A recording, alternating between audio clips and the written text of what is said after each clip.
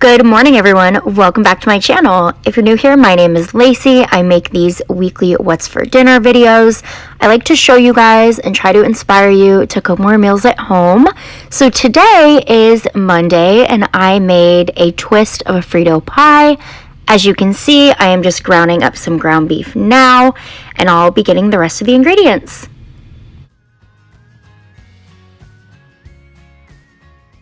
So now that my meat is all cooked, I'm just going to take it out and put it in a strainer to get all that excess grease off. I also like to rinse it at this point to really make sure that all of the grease is off.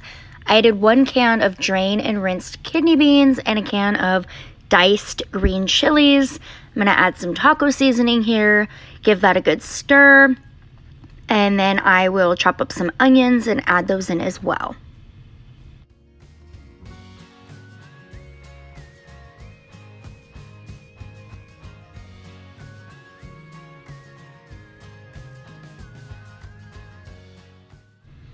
As you can see here, I'm just adding in some salsa verde that I had. Oftentimes this recipe calls for chili beans or chili sauce, and I just really wasn't feeling that, and I had this salsa verde in the fridge, so I was like, we're gonna use that.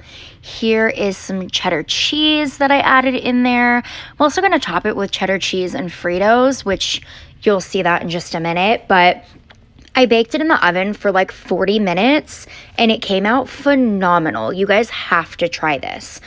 I thought it was going to be horrible because I didn't use like a chili sauce or a tomato sauce or anything, but honestly, this was so much better.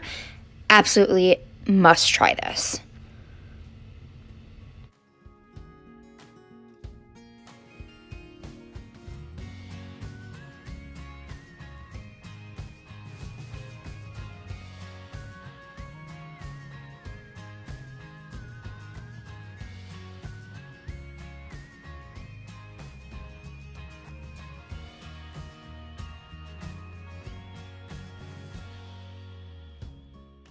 Alrighty, so today I am going to be making a traditional shepherd's pie. I'm just going to peel these potatoes, rinse them off, and then chop them into little pieces and do them in my Instant Pot. So how I do that is I will just throw the rinsed potatoes into the Instant Pot and add like a cup of water, pressure cook them on high for 11 minutes. That's it. Literally pull them out, I will drain the water, add some butter, some heavy cream, salt and pepper, a little bit of garlic, and then mix it all up, and that's it. For this particular recipe, I did add in some Parmesan cheese just because it was part of the shepherd's pie recipe that I had, but you know what? I would probably make them again just like that and serve with anything. They were absolutely incredible.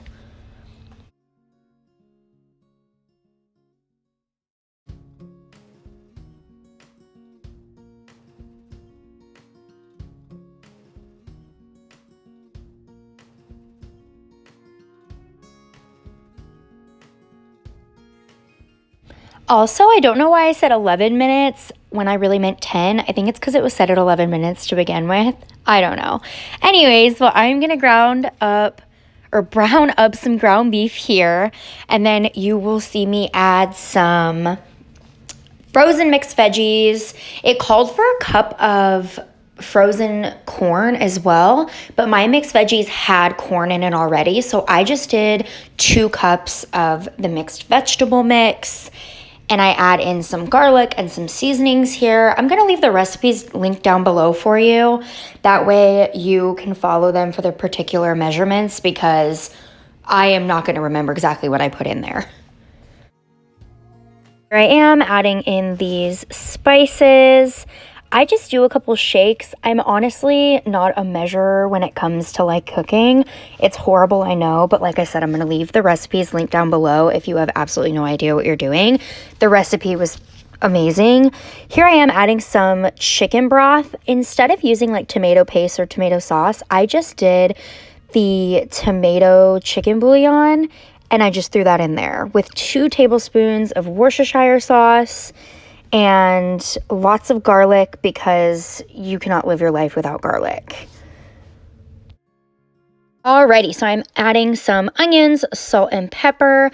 I'm gonna mix that up and let the onions cook for a little bit, and then you will see me add the cornstarch mixture. So this recipe called for flour, which I was trying to avoid. So I just did a little bit of cornstarch with some water. I think it's called like a cornstarch slurry or something. So here I am adding that, and I'm going to tell you right now, it needed the flour. So I ended up adding about 3 tablespoons of flour to this as well. And I don't remember if I recorded that or not, but I definitely did it because that bad boy needed it to thicken up. So here is those veggies. I started off with 1.5 cups because that's what it called for. And then I just felt like it wasn't enough vegetables, which I am so glad that I added that extra cup of half, or that extra half cup of veggies, because absolutely needed it for sure. It would have been way too much meat had I not added it.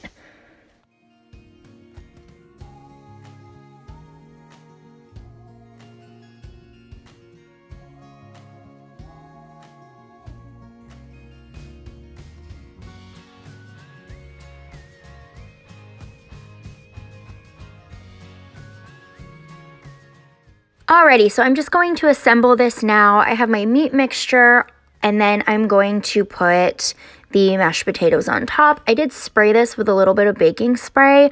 That way it doesn't stick when I try to clean it out. And then I tried to do that cute little potato fluff thing where you make like a design in it in a way. It's basically just to give it like texture. So in reality, just don't smooth over your potatoes very much, because the texture was totally awesome and it made it crispy in bits, and it was so, so good. So I definitely recommend doing that. I baked mine for 35 minutes, I believe, on 375, and it came out amazing. I also broiled the top at the very end for about 5 minutes. Oh, and I also topped it with Parmesan cheese, as you can see now. I totally forgot about that part. But look at how freaking delicious.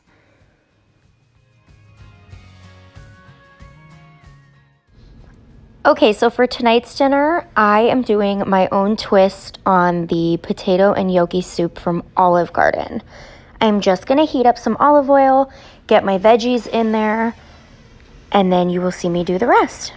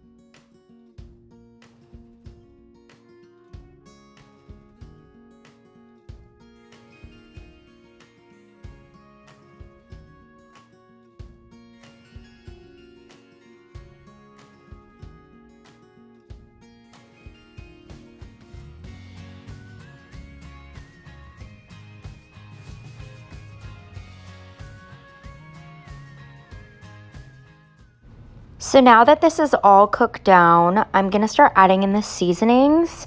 Guys, I just want to start off by saying that this recipe was phenomenal. Phenomenal. I want to make this every week for the next 20 years. It was so freaking delicious. Like, I can't even express that enough. So if there's one recipe you make from this video, let this be it. Oh my goodness.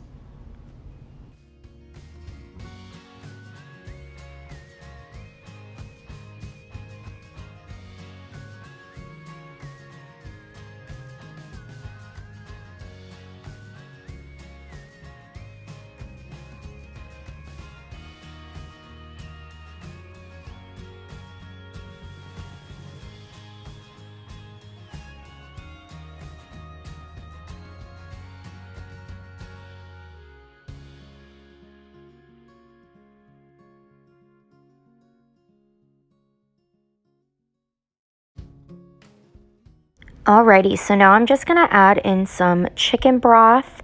I just use the chicken bouillon mix with some water, or you can buy chicken broth, either way, whatever you wanna do. But I just did that. And then I am going to make a roux in my Instant Pot with some butter and some flour. And then I will add my heavy cream and let this thicken up. And then I will add in the broth mixture. And you will see me do that here in just a minute.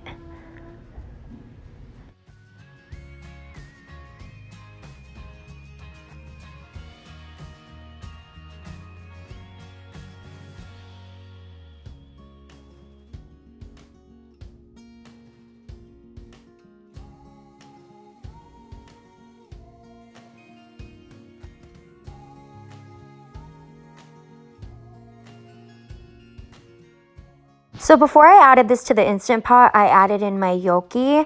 Basically, I just bought the prepackaged stuff at Walmart, I believe, or Kroger. And you can buy any or you can make your own. It's actually really easy. But I just added that to the broth mixture, let it cook up for, I think, only like 5 minutes or so. And then I added all of it to the Instant Pot and I pressure cooked it for an hour.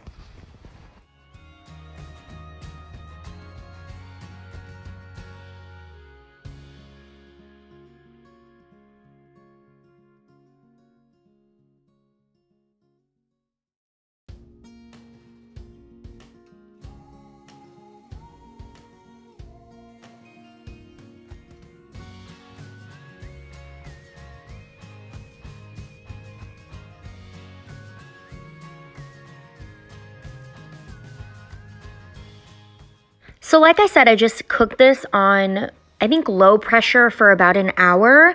And all I did was serve it with a side salad and some rolls. That is going to wrap up this week's What's for Dinner video. I will see you guys next week.